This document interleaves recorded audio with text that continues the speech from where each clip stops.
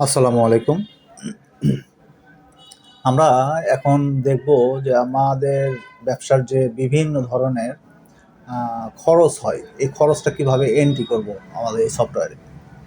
তো খরচের ভিতরে অনেক ধরনের খরচই হইতে পারে।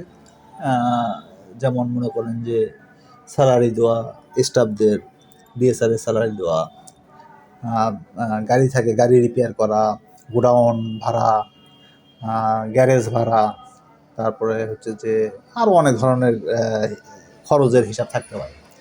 তো যখন এই খরচটা হবে তখন সেই খরচটাকে এন্ট্রি করতে হবে এই সফটওয়্যারে। আপনি যদি খরচটা যদি এন্ট্রি না করেন তাহলে ব্যবসার লাভ ক্ষতিটা আসলে সঠিকভাবে আসবে না। একটা খরচ হলো, সেই খরচটা এন্ট্রি করলেন না, তাহলে কিন্তু ওটা খরচ হিসাবে দেখাবে না, তাহলে প্রফিটের অ্যামাউন্ট বেশি দেখাবে। তো আমরা এই খরচটাকে কীভাবে এন্ট্রি করব সেটা এখন দেখি। আমরা খরচটা এন্ট্রি করতে গেলে অফিসে যাব, অফিসে গিয়ে এক্সপেন্স এন্ট্রিতে গেলে এখানে দেখেন প্রথমে দেওয়া আছে হচ্ছে সিলেক্ট কোম্পানি। এক্ষেত্রে আমি কোম্পানি দিয়ে রাখছি কী কারণে, যে কিছু কিছু খরচ থাকে যেটা আসলে অফিস খরচ হিসেবে দেওয়া হয়। যেরকম অফিসে চা নাস্তা খাওয়া হয়েছে, এটা আসলে কোম্পানির ভিতর দিলে তাহলে আসলে কেমন একটা ইয়ে হয়, আপনি এটা ইচ্ছা করলে অফিসের ভিতর দিতে পারেন। আবার কিছু কিছু খরচ আছে যেটা কোম্পানি রিলেটেড, যেরকম ডিএসআর স্যালারি। ডিএসআর স্যালারি বলতে ডিএসআর স্যালারি হচ্ছে যে আপনি যখন একটা ডিএসআর ডিউটি করতেছে, একটা স্পেসিফিক কোম্পানি ডেলিভারি করতেছে, একটা স্পেসিফিক গ্রুপে ডেলিভারি করতেছে, তো ওই স্যালারিটা যদি আপনি অফিসের ভিতর নিয়ে আসেন, তাহলে আপনি যদি কোনো সময় মনে করেন যে আমি ওই কোম্পানির থেকে কত টাকা প্রফিট পাচ্ছি, কত টাকা প্রফিট হচ্ছে, সেটা আমি দেখব। এখন ডিএসআর স্যালারি আপনি অফিসের ভিতর দিয়ে রাখছেন, তাহলে তো ওর ভিতর তো ওটা ক্যালকুলেশন করবে না। যার কারণে আমি এটাকে এখানে অপশন দিয়ে রাখছি যে আপনি অফিস থাকবে, তার সাথে আপনার যে কয়েকটা গ্রুপ আছে সে কয়েকটা গ্রুপ থাকবে। তাহলে হবে কি, আপনি যেই রিলেটেড খরচ সেই রিলেটেড জায়গাতে এন্ট্রি দিবেন। অফিসের খরচ যদি হয় তাহলে অফিসে এন্ট্রি দেন। আপনার যদি কোনো ওই কোম্পানি ওই গ্রুপের রিলেটেড যদি খরচ হয় তাহলে ওই গ্রুপটা সিলেক্ট করে দেন। তা আমি ধরি যে প্রাণ পটারা বিস্কিটে সাপোজ মনে করেন যে ভ্যান রিপেয়ার, ওই কোম্পানি ডেলিভারি করার জন্য যে ভ্যানটা আছে সে ভ্যানটা রিপেয়ার করা লাগছে। তো ভ্যান রিপেয়ারে আমি সাপোজ মনে করেন যে 200 টাকা খরচ হচ্ছে, তাহলে আমি 200 টাকা এন্ট্রি করলাম। এখন এই খরচটা কিভাবে হয়েছে, যদি খরচটা যদি ক্যাশের থেকে হয় তাহলে ক্যাশ থেকে দেন, সেই ক্যাশটা সিলেক্ট করে দেন। যদি অন্য কোনো মাধ্যম থেকে হয়, যে এরকম এখানে অ্যাডভান্স হেড আছে, ব্যাংক আছে, এখন আপনাদের যে খরচটা যেখান থেকে হয়েছে, ফান্ডটা যেখান থেকে গেছে, ফান্ডটা যেখান থেকে খরচ হয়েছে সেটা প্রপারলি সিলেক্ট করে দেন, তাহলে আপনারা স্টেটমেন্টটা সঠিকভাবে পাবেন প্রত্যেকটা। তাহলে সেই রিলেটেড স্টেটমেন্ট মানে ফান্ডের স্টেটমেন্টটা সঠিকভাবে পাবে। যদি ব্যাংক থেকে খরচ করেন তাহলে ব্যাংকই সিলেক্ট করে দেন, তাহলে ব্যাংক থেকে বিয়োগ হয়ে যাবে। যদি ক্যাশ থেকে হয় তাহলে ক্যাশ থেকে সিলেক্ট করে দেন, তাহলে ক্যাশ থেকে বিয়োগ হয়ে যাবে। আচ্ছা, আমি ধরলাম আমার ক্যাশ থেকে আমি দিচ্ছি, ক্যাশে। আচ্ছা, এক্সপেন্স ডেসক্রিপশন, অবশ্যই ডেসক্রিপশন দিবেন, প্রত্যেকটা ট্রানজাকশনে অবশ্যই ডেসক্রিপশন দিবেন। আচ্ছা, ভ্যান রিপেয়ার। এখন এখানে দেখেন এক্সপেন্সে ভ্যান রিপেয়ার দিলাম। আপনি এন্ট্রি দেওয়ার সময় হয়তো মনে করতে পারেন যে এই ভ্যান রিপেয়ার দেওয়ার কী দরকার, কারণ আমি তো এখানে এক্সপেন্স এন্ট্রি করতেছি, তা এখানে ভ্যান রিপেয়ার হেডও দিছি।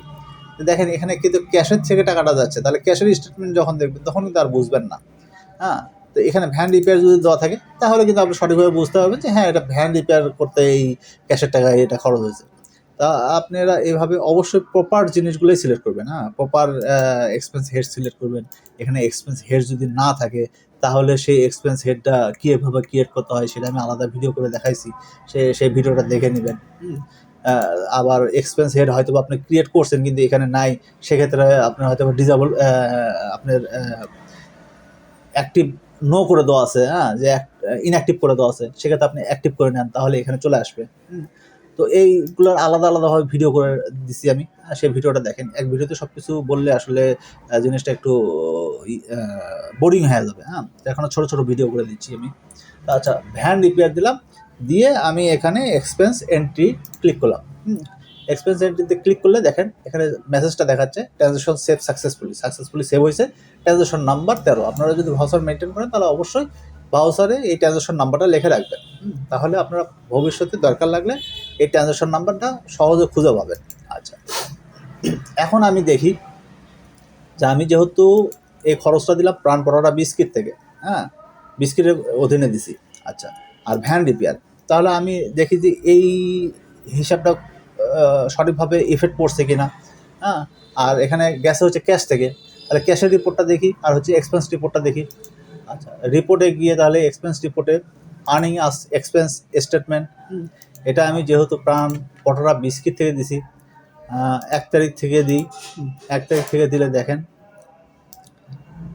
এখানে কিন্তু দেখেন ভ্যান রিপেয়ারে চলে আসছে 200 টাকা। তাহলে কিন্তু এই কোম্পানির অধীনে যেহেতু আমি দিছি, এই কোম্পানির কাজ করতে, এই কোম্পানির ডেলিভারি করতে যেহেতু খরচ হয়েছে, তাহলে এই কোম্পানির অধীনে দিছি এবং আমার প্রফিট লস কিন্তু সঠিকভাবে দেখাচ্ছে। তাহলে যে এই কোম্পানির ডেলিভারি করে আমার আসলে লাভ হচ্ছে কি না। কারণ একটা জিনিস কি, ব্যবসাটা হচ্ছে হিসাবের জিনিস। হ্যাঁ, আপনি ব্যবসা তো চালানোই যায়, কিন্তু লাভ হচ্ছে নাকি লস হচ্ছে। লস হলে কিন্তু আস্তে আস্তে আস্তে আস্তে আপনার টাকাটা ক্ষয় হয়ে যাবে, আপনার ক্যাশটা ক্ষয় হয়ে যাবে, আপনার যে ফান্ড, আপনার যে ইনভেস্টমেন্ট, এটা ক্ষয় হয়ে যাবে। তখন আপনার মানে বুঝতেই পারবেন না, আস্তে আস্তে ক্ষয় হয়ে যাচ্ছে। তা আসলে প্রত্যেকটা কোম্পানির আমি যখন ডেলিভারি করতেছি, সেই কোম্পানি থেকে যদি আমি লাভ না পাই, সেই কোম্পানিতে আমি ডেলিভারি করবো না। আমার কী দরকার সেই কোম্পানির ডেলিভারি করার। তো এই কারণে আপনারা প্রপার যেই কোম্পানির রিলেটেড খরচ সেই কোম্পানির অধীনে দিবেন।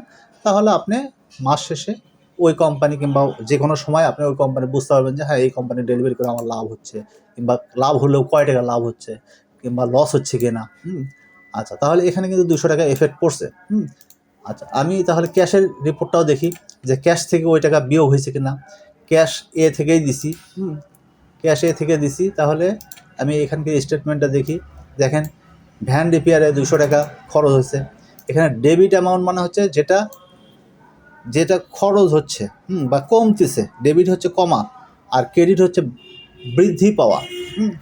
তো আমার ক্যাশের টাকা 200 টাকা কমছে, তার মানে এই ডেবিট সাইডে দেখাচ্ছে।